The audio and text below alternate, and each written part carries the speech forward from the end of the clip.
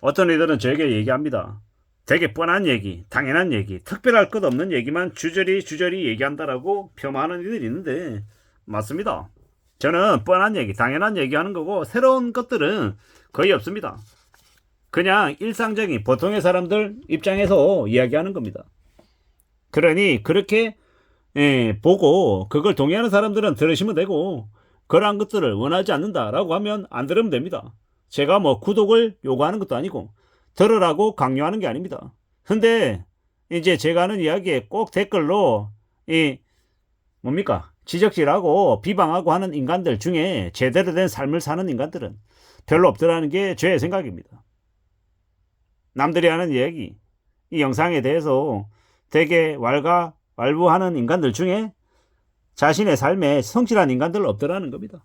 우리가 살면서 있잖아요. 술 마시고 담배 피고 흥청망청거리고 하는 것보다 열심히 독서하고 사람들하고 좋은 이야기 나누고 덕담하고 하는 게 훨씬 더 삶의 모습으로 좀 더 좋아 보인다라는 겁니다. 술 많이 먹으면요. 건강 안 좋아지죠. 술 먹고 실수하는 일이 일상이 될 수 있죠. 그리고 건강에도 안 좋습니다.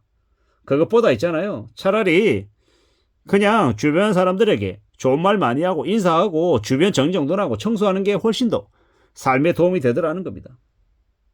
일상을 잘 챙기는 게 필요하겠다라고 생각합니다. 말실수하고 폭행하고 싸우고 이런 것들 피하려면요. 더욱 술을 멀리해야죠. 술 먹고 음주운전하면요.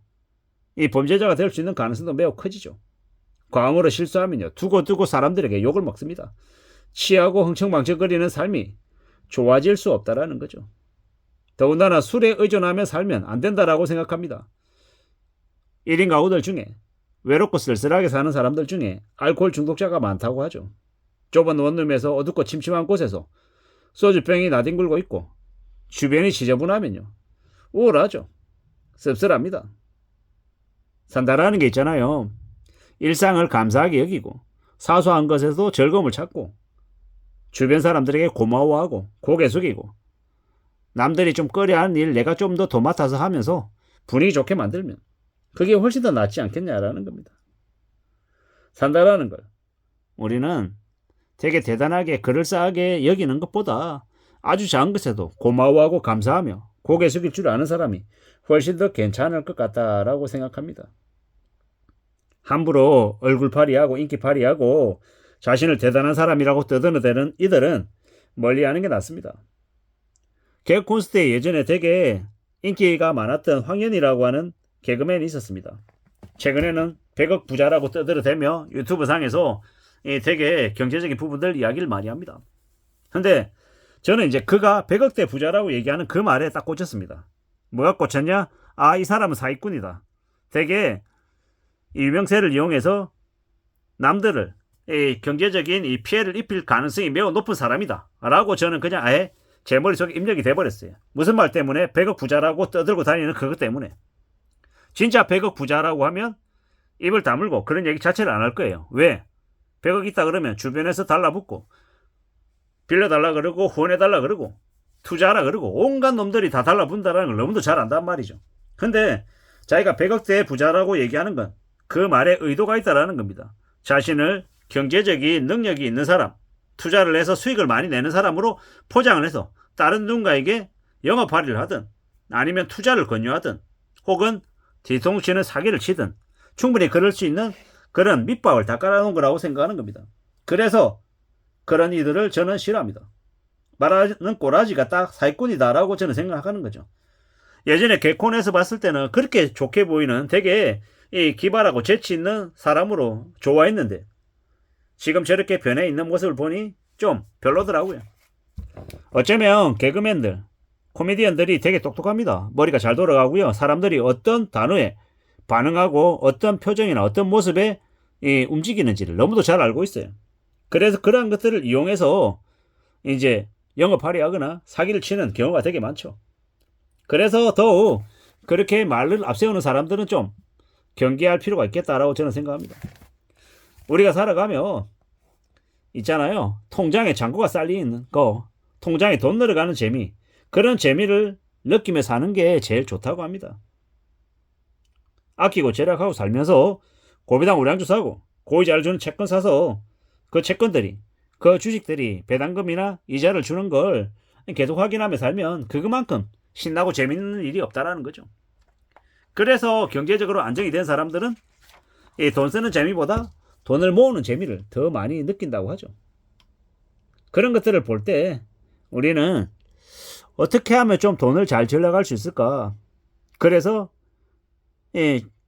적금도 들고 예금도 가입하고 고배당 우량주도 사고 고이자를 주는 채권도 사는 그런 형태로 좀 모습을 갖춰 나가면 좋지 않을까, 이런 생각들을 해보는 겁니다. 예를 들어서 CJ, CGV 39 채권을 사면요, 현재 채권 이자가 한 7.1%쯤 돼요. 채권을 CGV 39 채권을 10만원씩 사면요, 매년 7천원이 생기는 거예요. 100만원씩 사면 매년 7만원이 생기는 거죠. 물론 이자 감안하면, 이자 빼면 실제로는 떨어지는 건 한 6만원쯤 되겠죠.